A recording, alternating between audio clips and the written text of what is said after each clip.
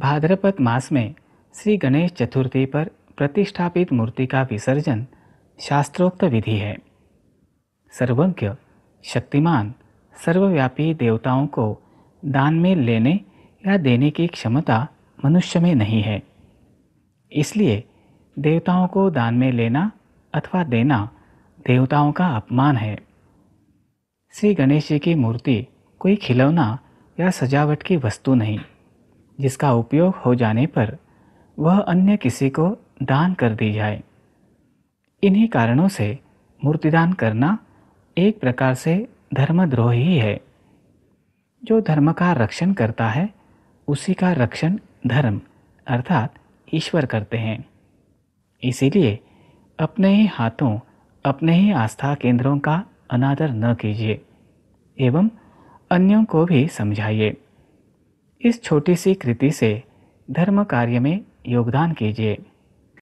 अब हम समझ लेते हैं श्री गणेश मूर्ति को बहते जल में विसर्जित करने का शास्त्रीय आधार। उपासना विधियों के फलस्वरूप श्री गणेश जी की मूर्ति गणेश तत्व की तरंगों से पुष्ट होती है। यह मूर्ति बहते जल में विसर्जित करने से मूर्ति में विद्यमान गणेश तत्व जल के साथ प्रवाहित होता है और दूर तक पहुंचता है। इसका लाभ अनेकों को होता है। गणेश तत्व से संचारित जल का बाष्पीभवन होने से समस्त वातावरण भी सात्विक बनने में सहायता मिलती है। यही कारण है कि कई प्रदेशों में विसर्जन स्थल की मिट्टी घर लाकर सर्वत्र छिड़कने की प्रथा भी है। परंतु कुछ स्थानों पर गणेश मूर्ति के विसर्जन के लिए जलाशयों में पर्याप्त जल संचय नहीं होता। कहीं पर जल स्रोत दूषित होने से वे मूर्ति विसर्जन के लिए योग्य नहीं होते तथा किसी स्थान पर अकाल अथवा आपातकालीन स्थिति निर्माण होने से मूर्ति का विसर्जन नहीं कर सकते। ऐसी स्थिति में क्या करना चाहिए, यह जानने के लिए समझ लेते हैं। आपातकालीन स्थिति में मूर्ति का विसर्जन करने में कठिनाई होने पर किए जाने वाले उपाय।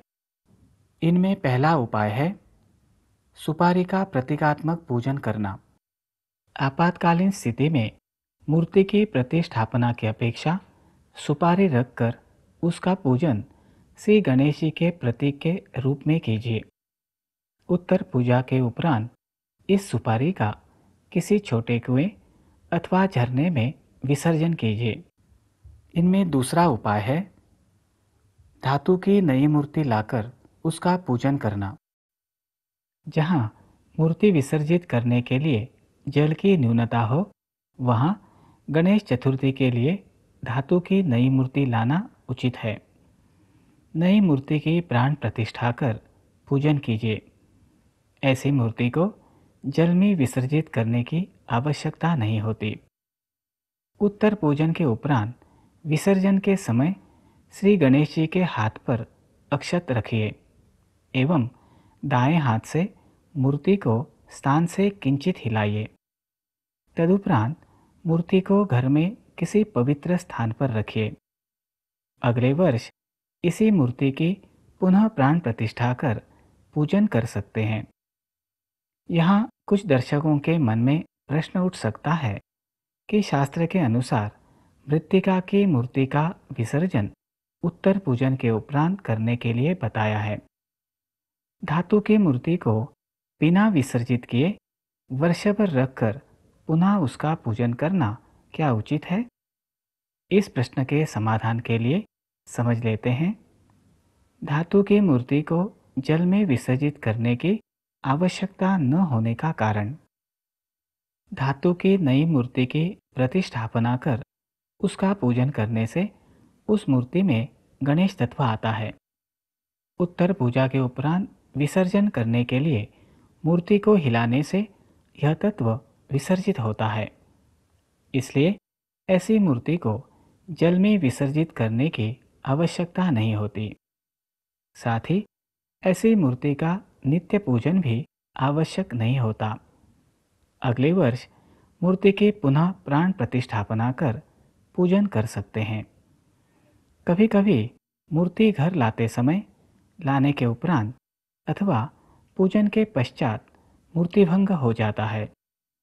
इसके क्या परिणाम होते हैं, इस विषय में शास्त्रों में बताया है कि दीप पतन अर्थात दीपक बुझ जाना, सिलबट्टे का टूटना अर्थात breaking of the grinding stone,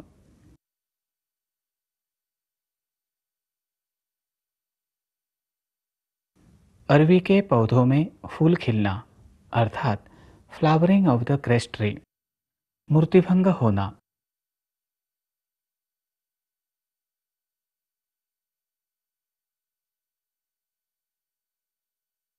इत्यादि अद्भुत प्रसंग होने पर उस परिवार में द्रव्य हानि, गंभीर बीमारी अथवा अपमृत्यु की आशंका होती है। ऐसे में क्या करना चाहिए, इसे जानने के लिए समझ लेते हैं मूर्तिभंग होने पर आवश्यक उपाय।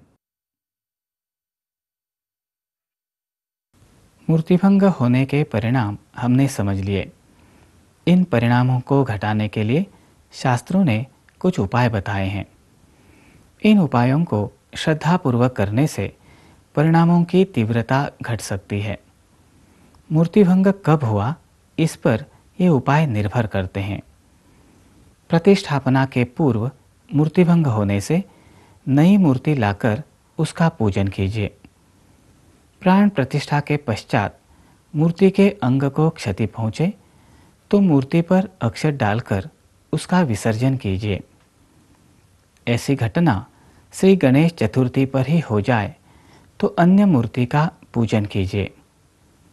यह घटना दूसरे या तीसरे दिन हो तो नई मूर्ति के प्रयोजन की आवश्यकता नहीं है।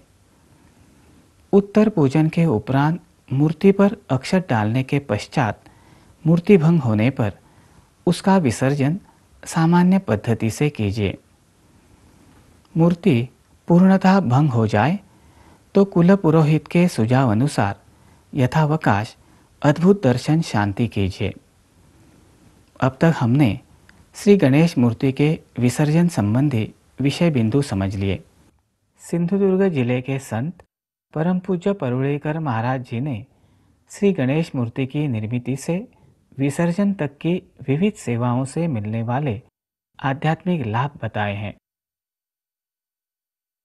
उन्हें हम समझ लेते हैं एक सारणी द्वारा। 1. मूर्ति की निर्मिति। मिट्टी लाने एवं उसे मलने से 10% लाभ होता है।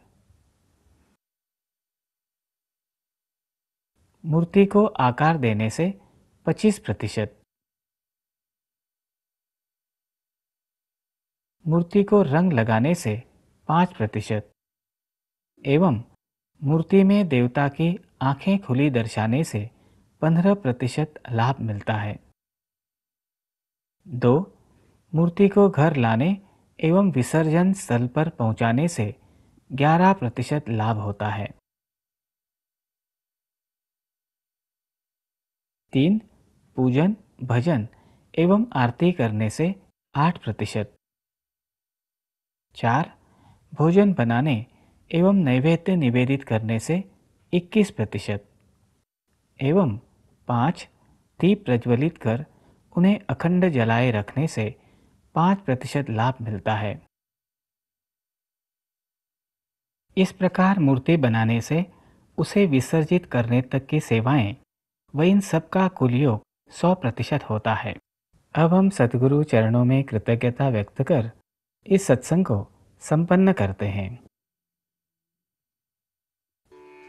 ओम सहनाववतु सहनौ भुनक्तु सह वीर्यं करवावहै तेजस्विनावधीतमस्तु मा विद्विषावहै। ओम शांति शांति शांति।